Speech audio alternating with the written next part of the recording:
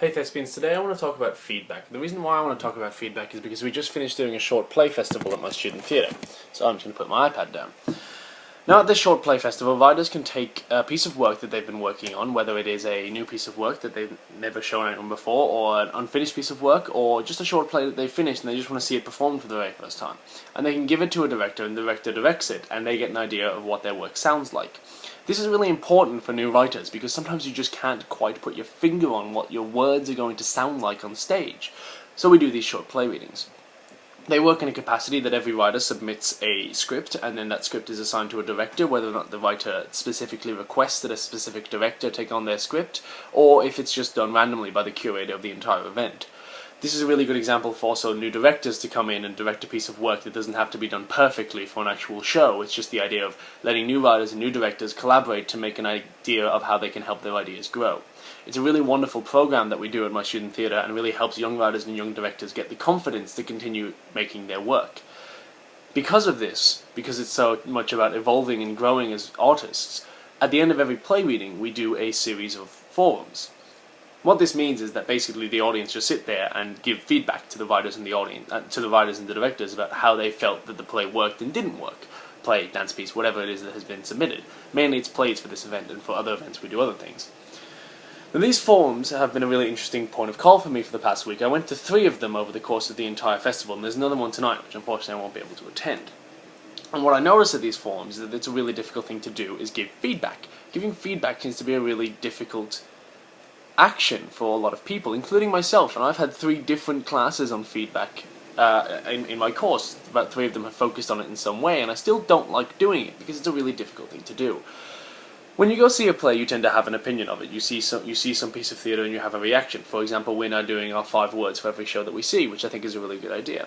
Sometimes that reaction is positive, and sometimes it's negative, and sometimes it's a combination of the two. When the reaction is entirely negative, you don't really want to walk outside, and especially if you know the artist, you don't want to walk outside of that piece of work and say, oh, I thought it was crap, because that's a bit unfair.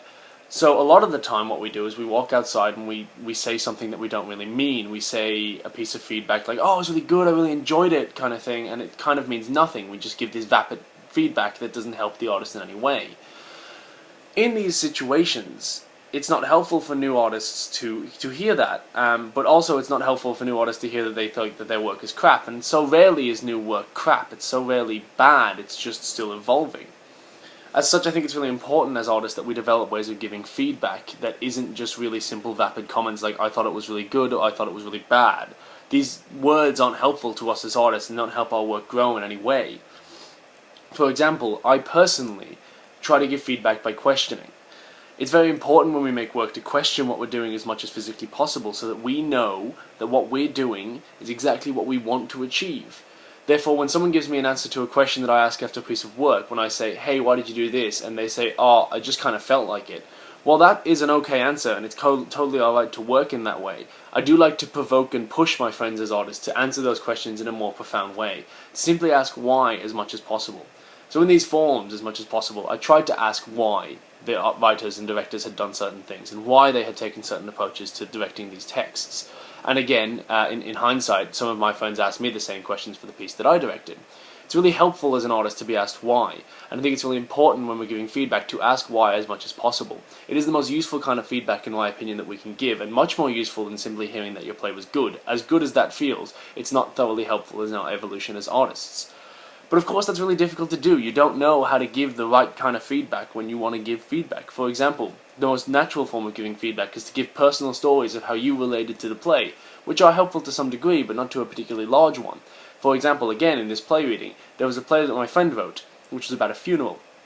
Following this play, 90% of the audience proceeded to give their own personal stories of wacky events that had happened at funerals that they'd attended, suggesting that the writer then put those events into the play. Of course that's ridiculous. You can't put every wacky event that every person has ever experienced at a funeral into the play, or he'd go insane. It would become a series of vignettes that he wouldn't be able to actually apply anything to. It would just be a series of events happening with no actual thorough narrative line. So again, this kind of form wasn't really helpful to him. But again, when he was asked questions by people like myself and others, that was much more helpful. So when we're giving feedback, I think it's really helpful to ask as many questions as possible. What do you guys think is the most helpful way to give feedback?